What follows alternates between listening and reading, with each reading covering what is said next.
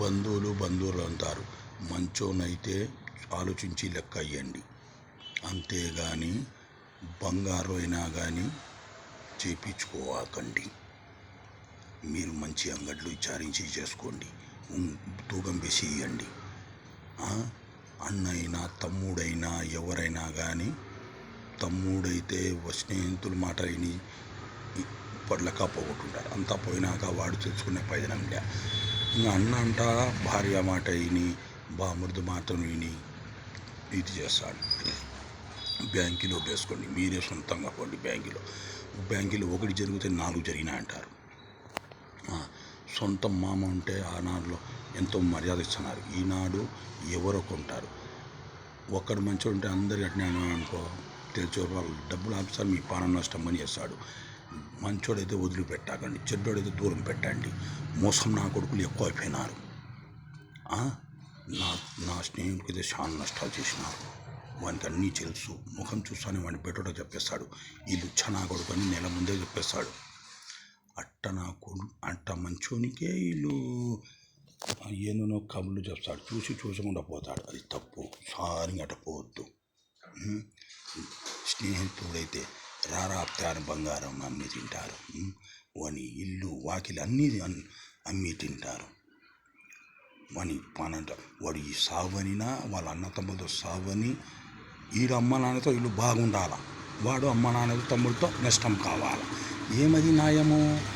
ఒక్కరు అమ్మ నాన్నకు మీరు అమ్మ నాన్న చూసుకుంటే వాళ్ళకి బాగుపడని చెప్పండి, వాడిని కూడా వదిలిపెట్టాలి. అంతేగాని నువ్వు అమ్మ నాన్నతో బాగుండాలా, వానికి చెడు పని చెప్తారు. బేకన్నా కొడుకులారా, మళ్ళీ ఏమో గొప్పలు చెప్పుకుంటా అంటాడు. ఒకడైతే నష్టాలు బంధువులకి నష్టాలు చేశాడు, మళ్ళీ అందరు చెప్పుకుంటాడు నేను గొప్ప చేసిన వాళ్ళు. మోసం నా కొడక, ఎట్టారని దేవుడు ఇచ్చినాడు. అందరికీ దేవుడే అలా దొంగన కొడుక ఇచ్చేది. ఎట్ట ఇచ్చినాడు? ఒక మ్యాటర్ చెప్పి ఒక మ్యాటర్ రాసి ఆశ దోచుకున్నావా? ఊరికి ఎవరన్నా చంపి డబ్బులు లాక్కున్నావా?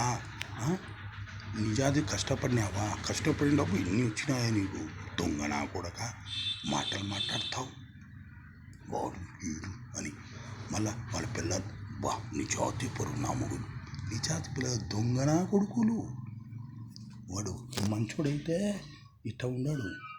కష్టపడితే ఎంత మాత్రం వస్తుంది, ఒకరికి దోచుకుంటే ఎంత మాత్రం వస్తుంది. ఎప్పుడు బాగుపడేది?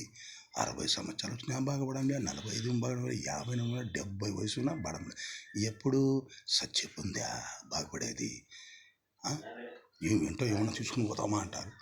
ఏంటో చేసుకుని పోదని అందరికీ తెలుసు. మళ్ళీ ఏంది నువ్వు చేసేది?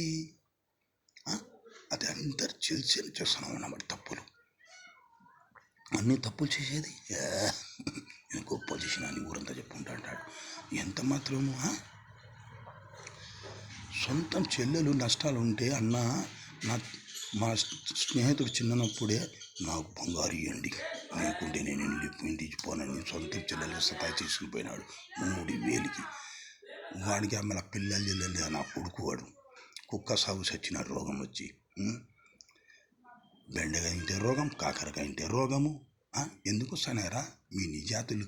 అది కూరగాయలు తింటే వచ్చే రోగాలు కాదు. నీ అవినీతి ఎక్కువై వర్షాలు పడలేక మీ భార్యలకు కాళ్ళు అరిగిపోయి, గుండె హార్ట్ అటాక్ వచ్చి ఎందుకు వస్తాయి? మీ అవినీతితో వచ్చేది. తింటే రోగాలు కాదు, మోసాలు చూసే రోగాలు. తెల్లాడితే వానికి మోసం చాలా, ఇనికి మోసం చాలా. పెద్దక్క ఆశపరులు అయితే మేనల్లుకి మర్యాద, చిన్నక్క పేద మనిషి అయితే వాళ్ళకు వేస్ట్ మాటలు. వాడేం ధర సొమ్మత నా కొడుకు, నువ్వు పెద్ద ఏం కష్టపడతానావురా? ఒక మ్యాటర్ చెప్పి ఒక మ్యాటర్ రాసుకొని వాని డబ్బులు చూసుకొని సొంతం అక్క బంగారు పెడితే గిక్కి ఇచ్చిన కొడుకులు ఉండారు ఇండియాలో. మళ్ళీ ఏమో పెద్ద మాట్లాడుతూ అంటారు. ఒక్క అమ్మలాంటి అక్క అని చెప్పేది, అక్క డబ్బు లాగేది, సగం ఇచ్చేది, బంగారు చేపించిన చూసుకునేది, లొటేషన్ చూసుకునేది, వడ్డీకి పెట్టేది, అన్ని అక్క సమ్ముతో లొటేషన్ చేసుకునేది. మళ్ళా 1,00,000 ఇచ్చే 8,000 ఇచ్చేది. ఒక్కకు నీ షేవ వేసిన షేవగాలు చేసింది. దొంగ నా కొడక, అక్క బావ డబ్బులు చూసుకొని వాళ్ళు పాల నష్టం చేసే నా కొడుకు రుక్కున్నారాము. ఎప్పుడా మారేది? దొంగ నా కొడుకల్లారా మీరు? వాళ్ళకు నేను నిజాతి పరువుని, నీ నిజాతి పరువు ఏడన పెట్టు.